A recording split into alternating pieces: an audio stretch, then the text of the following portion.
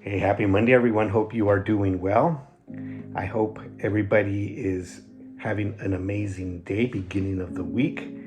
It is a beautiful day here in San Diego, nice and hot, and I am home for the last couple of days of vacation. So, this is my last 2 days of summer break. I will be back at work on Wednesday of this week, getting prepared for the new school year, and the new school year will start a week from today, August 10th, a week from today. So, yeah, this I'm just kind of winding down my summer break. It's been very eventful, as you may know, but I'm happy to come back to you and in the raw, unscripted, unpracticed, unedited conversation. And in the last few videos, we've been talking about what the Bible says about different topics, and we've taken different topics and talked about what does the Bible say about this. And in the last video, if you haven't seen it, you can go back and see it. We've talked about science. What does the Bible say about science, and how is science supported by the Bible? It's not. The Bible does not contradict science, and science does not contradict the Bible. There's a correlation, and I thought that I would today talk about different examples of where we find science in the Bible. I've done a little research and thought we would talk about the different examples and evidence that we see in the Bible that supports what we now know in science. You got to remember, back in the days when the Bible was written, many scientific discoveries were not made. People had not made a lot of scientific discoveries that we now know, that we now believe, and that we now have proven. And the Bible talks about them way before people even knew what science was. And so there's a lot of debate, especially in the beginning, the book of Genesis. There's a lot of debate whether the Bible, Earth is how old the Earth is, whether is it a few thousand years old, or is it millions of years old, and different people have different proofs, and that show, yes, it's thousands. I mean, it's millions of years old, versus what the Bible says. And you got to remember, the Bible is a compilation of different books written by different people over a period of time, and people had to write the Bible. So people were not around when everything started. So when Genesis talks about the beginning, nobody was there when it all started. And hundreds and possibly thousands of years later, Moses wrote the narrative of Genesis, and I believe it. He was with God up in the mountain of Sinai. If you read, he went up and spent 40 days there, and I've always wondered, what did he do when he was up there? I think God was giving him the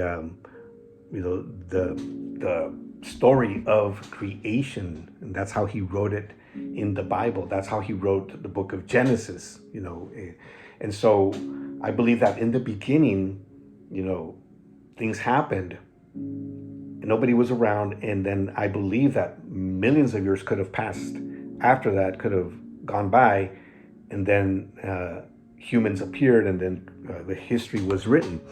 So that's my take on that. The Bible starts by saying, in the beginning, God created the heavens and the earth.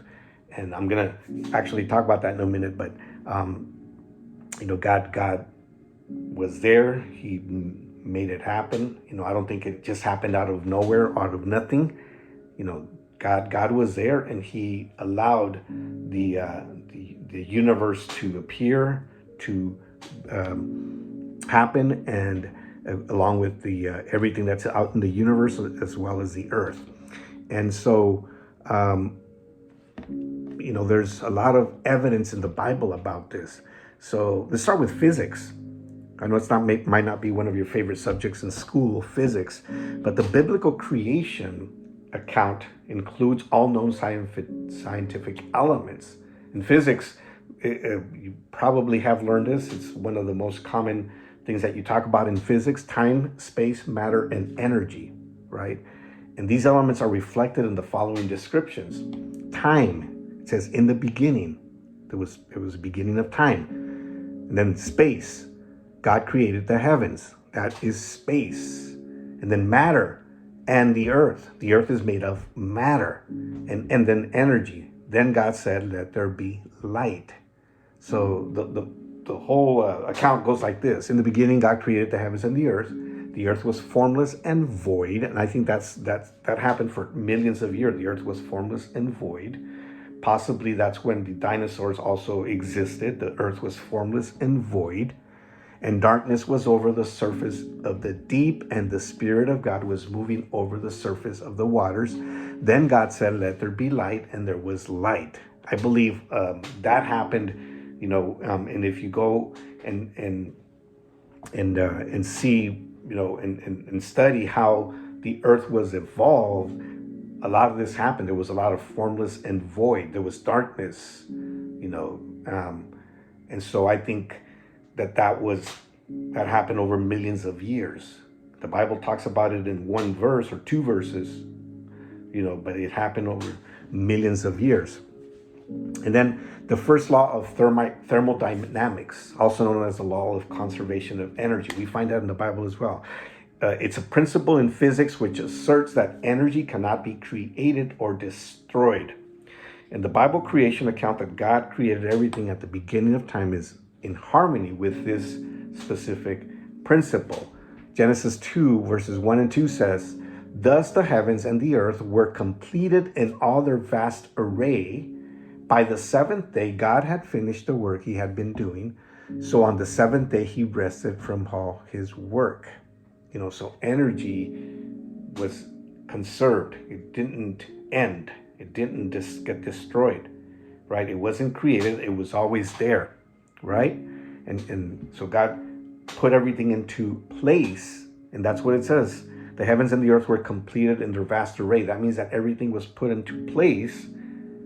God separated the night from the day, etc., etc. It could have happened over millions of years, that when all this happened, and then he rested, it says. He saw that everything was good and he rested. Then we have the second law of thermodynamics. And this is a principle in physics that asserts that the universe is constantly moving towards a state of entropy or disorder. In other words, the universe is constantly in movement. It's constantly expanding, and it is also, getting entropy or disorder means that it's wearing out, for lack of a better term. It's wearing out. The universe is evolving and it's wearing out. It's getting, stars are dying, stars die, stars and planets are also dying and destroyed. And the Bible is in harmony with this scientific principle as it describes the universe, as I said, wearing out over time. Psalms 102, 25 and 26 says, of old you founded the earth. It's talking to God. God founded the earth. And the heavens are the work of your hands. Even they will perish, but you endure. And all of them will wear out like a garment. Like clothing, you will change them and they will be changed. So it's talking about everything that God created will wear out. You might not know this, but the earth is wearing out. The earth will stop. At some point in time, the earth will stop being the way it is as we know it now. It's going to stop. It's going to wear out. Things around us are wearing out. We are wearing out. We become old and then we die eventually. The same things happen to earth. Everything that's living will eventually die. And everything that's in the universe eventually dies. It's expanding and it's dying and it's renewing. Some things are being renewed or some things are it says here, you will change them and they will be changed. So that is a couple of things that you can find in the Bible that complements physics and science. Yeah, so I find it very interesting. And if you find any other things in the Bible that also prove or it complements science, let me know. All right. Okay, we'll keep talking about this in the next few videos, and I'm going to find more evidence in the Bible in regards to other disciplines of science in the Bible. All right. I hope you have an amazing day, an amazing week, and we will talk to you soon.